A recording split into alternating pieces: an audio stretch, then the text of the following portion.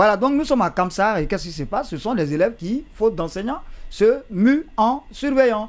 Voilà, donc c'est le scandale dans le milieu de l'éducation parce que pour beaucoup d'enseignants, amener des élèves qui doivent eux-mêmes étudier à aller surveiller d'autres élèves, ça pose quelque part problème. Et ça amène aussi à se demander, est-ce que les évaluations qui sont organisées avec comme surveillants d'autres élèves qui vont surveiller d'autres élèves, est-ce qu'il y a crédibilité réellement en matière à crédibilité? Oui, c'est que cette pratique va en l'encontre du discours et de la vision du département de tutelle, ça dépend de l'éducation. Il disait qu'il faut valoriser et crédibiliser les examens entre les années des examens, les interclasses.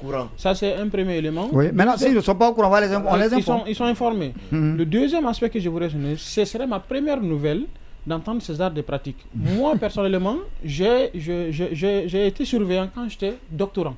C'est-à-dire que c'est à partir du doctorat que vous avez ce qu'on appelle livret de doctorat qui est réparti. Vous avez des travaux à exécuter qui est lié à la conférence scientifique, participation dans les débats scientifiques, les travaux et les stages. Les stages, là, ça peut donc devenir surveiller maintenant ceux qui sont en situation de master et de licence. Mais des classes comme secondaire que un élève vient surveiller un autre élève, ça a mis à terre notre système éducatif. Parce que est-ce qu'il a suffisamment de maturité pour surveiller, c'est ça? Non, au fait, le problème, c'est que c'est posé, au fait. Est-ce que nos textes organiques permettent de cette situation? C'est un premier élément. Deuxième élément, qui a le mandat de les utiliser et comment ils doivent être valorisés et est-ce qu'ils peuvent atteindre leur mission? Et je crois que normalement, et il y a tout à fait un curricula qui est préparé pour le début et à la fin d'une évaluation. Et je ne crois pas qu'il soit intégré dans ces mesures-là. Si ce n'est pas le cas, c'est tout à fait contraire à l'éthique et à la bonne marche des évaluations. Et c'est regrettable. Ça, c'est regrettable parce que, voilà, Alpha Moi, je crois que de telles dispositions, vraiment, ce ne sont pas... C'est une conséquence un peu de tout ce qui est en train de se passer, comme l'a dit ici.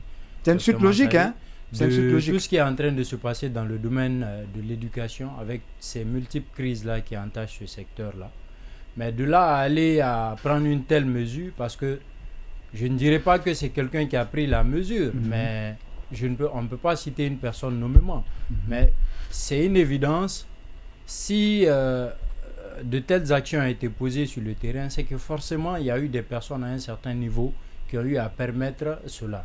Alors il faudrait un peu faire montre d'un peu plus de responsabilité pour ne pas davantage entre guillemets pourrir ou envenimer davantage le système plus qu'il ne l'est déjà, hein? Plus qu'il ne l'est déjà. Monsieur Barry, oui, professeur.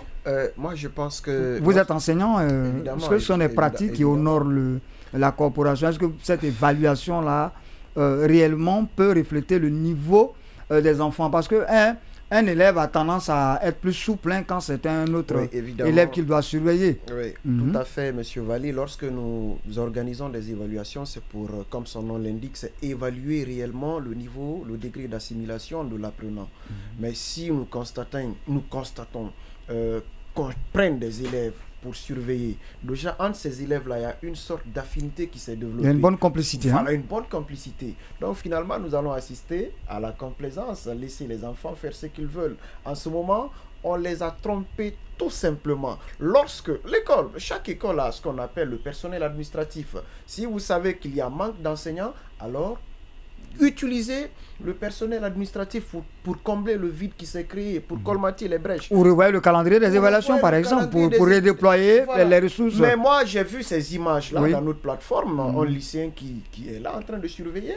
Et je pense que ça ne fait pas honneur à notre système éducatif. Ça ne fait pas honneur à notre système éducatif. Et je crois que nous sommes tous unanimes là-dessus. Monsieur Odilon, je peux passer, monsieur Odilon. C'est déplorable. Voilà. C'est inacceptable. Voilà.